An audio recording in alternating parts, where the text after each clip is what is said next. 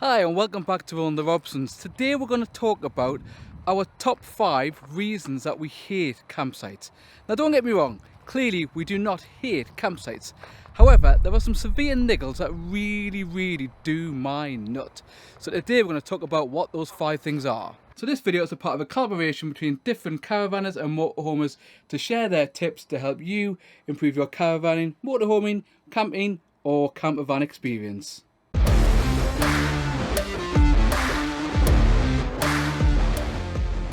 Number 1 for me and us as a family is grass clippings.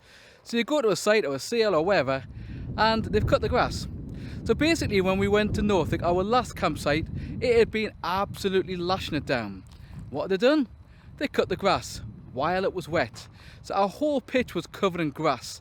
Now it wasn't long before not only our whole pitch was covered in grass, but the whole inside of our caravan was covered in grass also, because the fact that the kids obviously walked around their shoes, brought it in, made an absolute mess. So number 1 for me is wet grass cuttings that aren't picked up. It wouldn't take 2 seconds either to pick up those grass cuttings or buy a cutter that actually picks it up. One of our favourite sales in the northeast has exactly that. Cuts the grass, nothing in your caravan.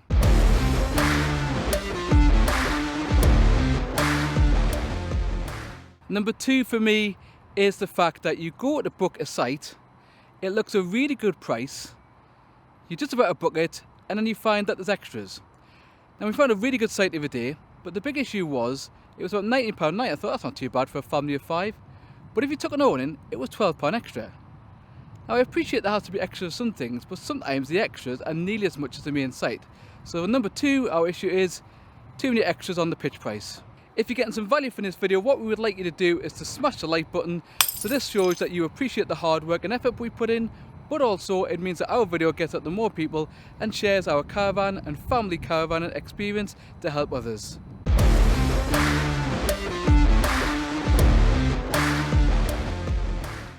Number 3 for me is stinky septic tanks. So we all got to do our business. Obviously that business has to go somewhere.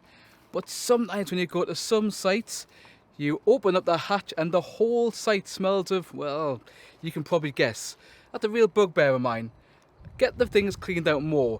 If you know that that's going to be an issue, so if you know that your site maybe does struggle with that, why not get it emptied a bit more? I appreciate it costs a bit more, but it does put off customers like me when the whole site absolutely stinks of, well, you know what I'm going to say here.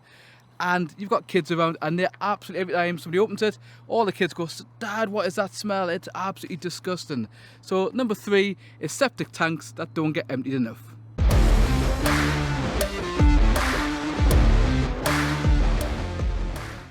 Number 4 for us is when you go on a website, you see a site, you look at it and it's absolutely stunning, particularly the bathrooms. And then when you get there, you find out that actually the bathroom section that you're next to is nowhere near as nice as that. So we had that recently again on Norfolk. We went to a site and we looked it up online and the kind of bathroom looked stunning. So obviously the boss, Lucy, said, yeah, we can go there. I think that's a nice site to go to. Then we kind of realised later on that it was in the small print that only bathroom number 2 looked like that. So let me tell you that the rest of them did not look like that. They were semi-clean on the whole, but they weren't anywhere near as good as the ones that it showed.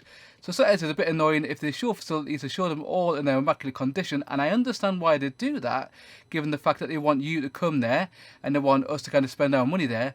However, I do think it's a bit misleading if it looks like one thing, and then when you get there, it is no longer like that, or it's completely changed in terms of quality. That can be annoying.